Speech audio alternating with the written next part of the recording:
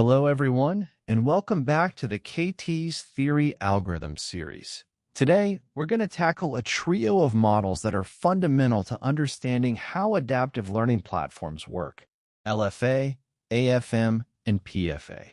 If you've ever wondered how these systems seem to know exactly what you need to learn next, a big part of the answer lies in these models. We're going to break them down in the simplest way possible, using a game analogy that everyone can relate to. Let's get started. Let's start with a powerful analogy. Imagine your brain is a character in a video game. Every time you do something right, like answer a question correctly, you gain success XP. Your success bar fills up. Conversely, every time you get something wrong, you gain failure XP, and your failure bar fills up. These models, LFA, AFM, and PFA, are essentially sophisticated ways of reading these two experience bars. The core idea is revolutionary. Your knowledge and ability aren't static numbers. They are dynamic states that evolve with every single interaction you have with the learning system. So, we have three models. Let's see how they relate. Think of them as versions of a software. LFA is the original, the basic experience bar. It was the first to introduce the idea of tracking learning factors. Then came AFM, the linear experience bar. It simplified things by just counting how many times you attempted a problem, treating every attempt the same. Finally, we have PFA, the dual track experience bar. This is the most important one. PFA is smart enough to separate your successes from your failures. It understands that getting a question right is a different kind of learning experience than getting it wrong. This distinction is crucial and makes PFA much more accurate in most real-world scenarios. Now, let's get a little technical, but stay with me. It's simpler than it looks. All three models share a common mathematical backbone, the logistic function. You've probably seen this S-shaped curve before. It takes any number as input and squashes it into a probability between 0 and 1. This is perfect for predicting the chance of getting a question right. The input to this function is a weighted sum of different factors. The key difference between LFA, AFM, and PFA is which factors we include in that sum. Let's break down those factors. Let's decode the formula. Alpha is the question's difficulty. A negative number means it's an easy question. A positive number means it's hard. Beta success is the gain from getting a question right. It tells us how much each success boosts the predicted probability. Beta failure is the penalty or learning from getting it wrong. Often, it's negative, meaning a wrong answer lowers the prediction.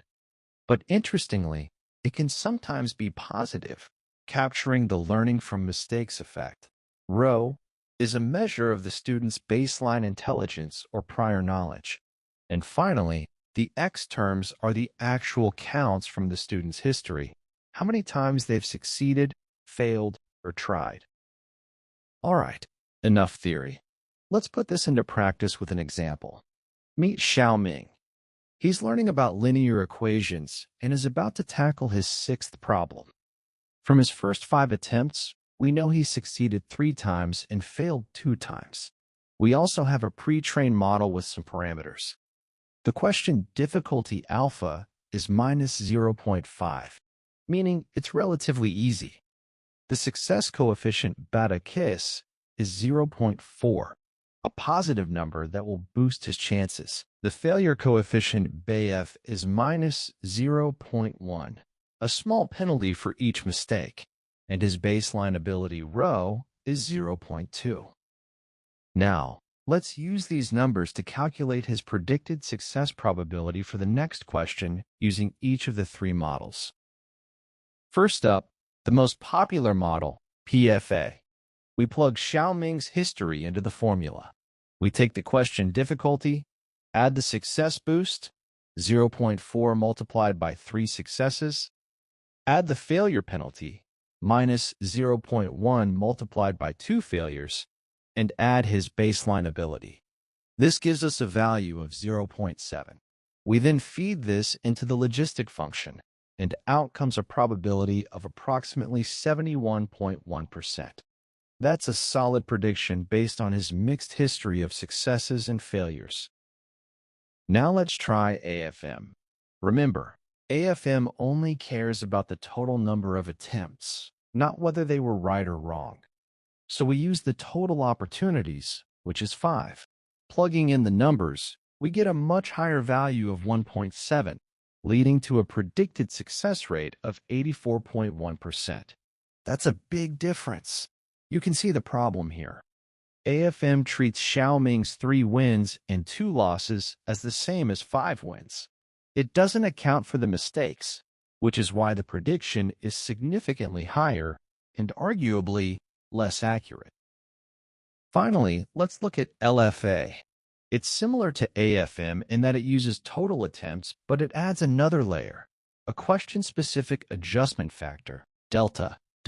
Let's say this particular question has a delta of minus 0.1, making it slightly harder than others of its base difficulty.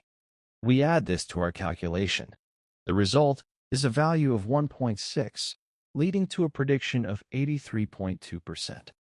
This is a bit more nuanced than AFM, but it still doesn't distinguish between successes and failures in the student's history. So, let's summarize. LFA is the most complex, allowing for adjustments at the question level, but it requires more data.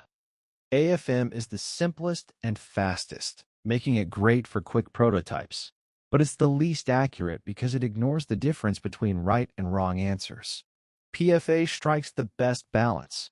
By separating successes and failures, it's the most intuitive and generally the most accurate model for real-world use. It's the one we recommend for most applications. You might be wondering, how do we get those parameters like alpha and beta in the first place? We don't just make them up. The process is called maximum likelihood estimation, or MLE. Think of it like this. The model takes a guess at the parameters, then looks at all the historical data, all the time students answered questions right or wrong. It checks how well its guess would have predicted that real-world data. It then tweaks the parameters slightly and checks again. This process repeats many times, like a game of hot and cold, until it finds the set of parameters that best explains the observed data. For small data sets, we can use standard statistical libraries. For big data, we use powerful machine learning frameworks like PyTorch or TensorFlow. So, why should we care about these models, especially when there are more complex deep learning models out there? There are 4 key reasons. First, they are highly interpretable. A teacher can look at the formula and understand exactly why a student's probability is 71%. It's transparent. Second, they align perfectly with cognitive science research, like the optimal challenge zone. If a student's success bar is high, we give them harder questions. If their failure bar is high, we review or go easier. Third, they are incredibly fast. They can run in real time on your phone, making them perfect for adaptive learning apps. And finally, they don't need massive amounts of data to work well, which is crucial for new educational programs. Let's address some common questions. First, why is the failure coefficient often negative? Simply put, getting a question wrong usually means you don't know it yet. So the model predicts a lower chance of success next time. But it's fascinating that sometimes it can be positive, suggesting the student learned from their mistake. Second, what about a brand new student with no history? We can start them off with the average baseline ability of the class. And third, should we cap the experience bars? Absolutely. If a student gets 100 questions right in a row, it's unrealistic to think they have a 99.9% chance forever. Using a log transformation ensures the growth slows down as they become more proficient. To wrap up, Here's a simple flowchart that summarizes the entire PFA process. We start with the student's history and the next question. We look up the pre-learned parameters for that question and student. We calculate the z-score by combining the difficulty, the success and failure effects, and the baseline ability. We feed this score into the logistic function, and the final output is the probability we need to personalize the learning experience. In conclusion, LFA, AFM, and especially PFA are not just historical footnotes. They are powerful, practical tools that offer a perfect blend of accuracy and interpretability. They are the workhorses behind many successful adaptive learning systems. Looking to the future, the exciting part is combining these models with newer techniques.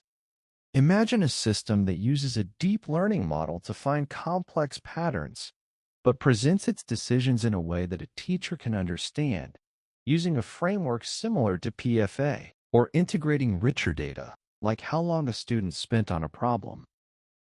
The future of knowledge tracing is about creating systems that are not only smart, but also transparent and trustworthy. That's all for today's deep dive into LFA, AFM, and PFA. I hope this has demystified the experience bar of learning for you. Now I'd love to hear your questions. Thank you for watching, and I'll see you in the next video of the KT's Theory Algorithm series.